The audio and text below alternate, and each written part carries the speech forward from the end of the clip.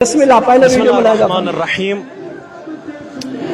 ان تمام مجالسوں ان پرچموں کو بلند کرنے کا مقصد یہ ہے کہ دنیا کیوریس ہو کہ کون سی ایسی چیز ہے کہ ایک 18 سال کا نوجوان رجز پڑھتے پوری اسلامک امپائر کے بادشاہ کے خلاف نکلتا ہے اور رجز پڑھتا ہے کہ انا علی بن حسین بن علی نحن و بیت اللہ اولا بن نبی، میں علی حسین کا بیٹا اور حسین علی کے بیٹے، ہم بقسم خانہ کعبہ رسول خدا صلی اللہ علیہ وآلہ وسلم سے قریب تر ہیں. اور اس کے بعد سوشل جسٹس کا اور ڈسنٹ کا نعرہ بلند کر کے کہتے ہیں وَتَاللَّهِ لَا يَحْكُمُ فِينَا ابْنُ الدَّعِي، قسم بخدا ہم پر ایک جابر ایک ظالم حکم نہیں چلائے گا، ہم اس کے سامنے سر تسلیم خم نہیں کریں گے. اضربکم بالسیف احامی عن ابی، میں اپنی تلوار سے آپ پہ وار کروں گا، اپنے بابا کے پرچم کا دفاع کروں گا. وہ پرچم یہی تھا، یا شیعۃ آل ابی سفیان،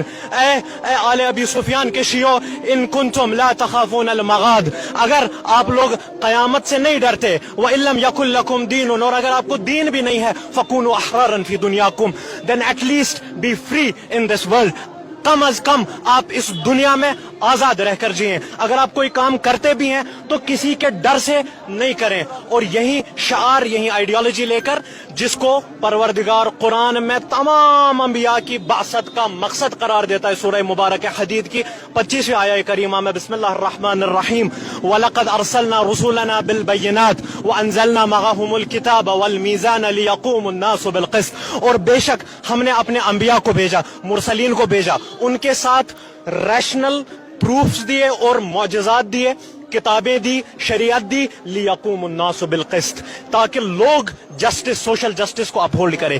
یہ امام اور معصوم اپہولڈ نہیں کریں گے، ان کو دیکھ دیکھ کر ہر ایک کے انڈیویجول لیول پر ایسی ریشنل اور انٹلیکچوئل سطح بلند ہو کہ ہر کوئی سوشل جسٹس کا علمبردار بنے. والسلام علیکم ورحمۃ اللہ. امام حسین اور ان کے جانثاروں نے جو قربانی دی میدان کربلا میں 8ویں محرم پہ، اس کو یاد کیا جاتا ہے، ان کی قربانی کو یاد کیا جاتا ہے، اور ڈفرینٹ طرح سے، جیسے کالے کپڑے، زنجیروں سے، یا بہت ساری چیزیں ہوتی، ماتمداری ہوتی، بہت ساری چیزیں ہوتی ہیں. اس پہ بھی آپ روشنی کچھ ڈالیں.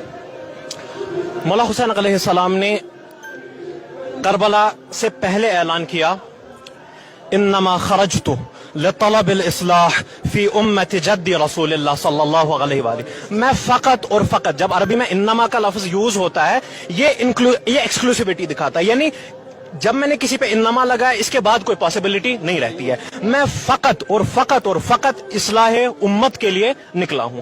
ہمیں ان کربلا کے واقعات کو یاد کرنے کے طریقے کے ساتھ فقہی اختلاف ہو سکتا ہے، لیکن کسی کا فتویٰ میرے دل میں نہیں آ سکتا جب میں سنوں گا نواز نبی کہتا ہے انا قتیل العبرہ.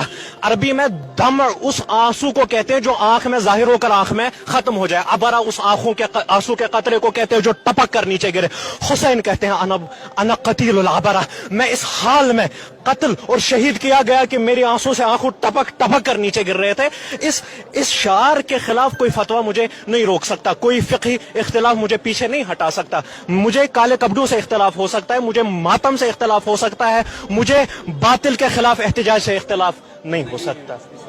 اللہم صلی اللہ محمد وآل محمد. امید کرتا ہوں آپ کو ویڈیو پسند نہیں ہوگی، کیونکہ میری کوشش یہی ہوتی ہے کہ اچھا پیغام دوں آپ کو، وہ آگے آپ کی مرضی، آپ کو اس کو قبول کریں یا نہ کریں. اگر آپ ابھی تک آپ نے میرے چینل سبسکرائب نہیں کیا تو اگر آپ کو میری کاوش پسند ہے یا میری ویڈیو یا آپ کو میری آواز سے کوئی مسئلہ نہیں ہے تو میرے چینل کو سبسکرائب کر دینا.